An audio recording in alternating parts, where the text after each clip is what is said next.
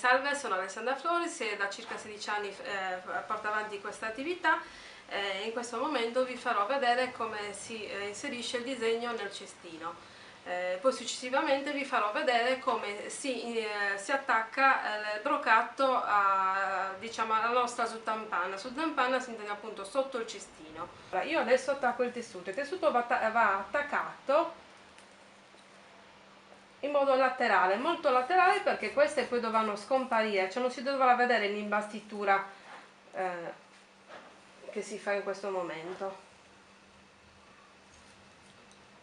Si fanno dei punti molto larghi, non è necessario che siano strettissimi, che andranno appunto a coricarsi lateralmente sulla sponda del cestino. Si fanno una serie di punti, esattamente così. Tutto il giro in questa maniera, imbastendolo lateralmente, l'effetto finale sarebbe questo. Si taglia tutto il superfluo, proprio il più rasente possibile, e successivamente appunto si inserisce, ribagnando sempre il filo da cucito, pungendo a questo punto sopra il tessuto e ricreando i punti. Dobbiamo stare molto attenti perché i punti devono essere un po' diciamo non troppo attaccati ma neanche troppo distanti. Si inserisce il fieno. In questo caso, sempre il stesso discorso, si scelgono sempre gli steli più bianchi. In questo caso ce ne vogliono un pochino di più perché noi dobbiamo coprire tutta la corona sul davanti. Stesso discorso, si mettono dritti e poi successivamente si schiacciano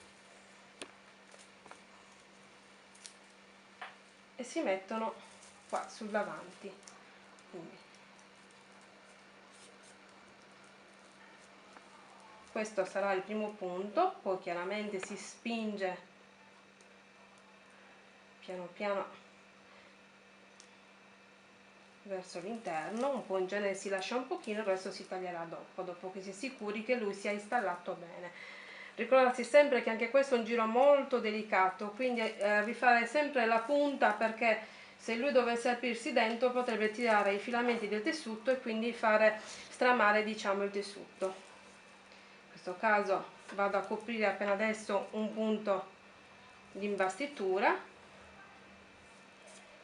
e lui scomparirà sotto. Cambio filo sempre alla stessa maniera sull'ultimo punto fatto. Adesso questa di nuovo è la nuova corona. Questo lavoro si fa per tutto il punto, dobbiamo proprio ricreare. Noi non ci baseremo, mentre gli altri giri crescevano giro su giro seguendo i punti di sotto, io adesso invece devo proprio ricrearmene dei nuovi.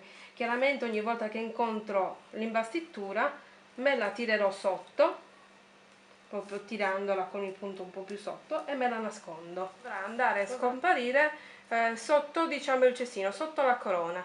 Il tiraggio appunto dei punti spingerà questi lineamenti laterali qua sotto, quindi andrà proprio a scomparire. Noi vedremo come dovrà scomparire. In pratica non si deve vedere quasi niente del tessuto sotto. Tutto a sugastedu.it. Basta con 100 gongas e 100 berritas.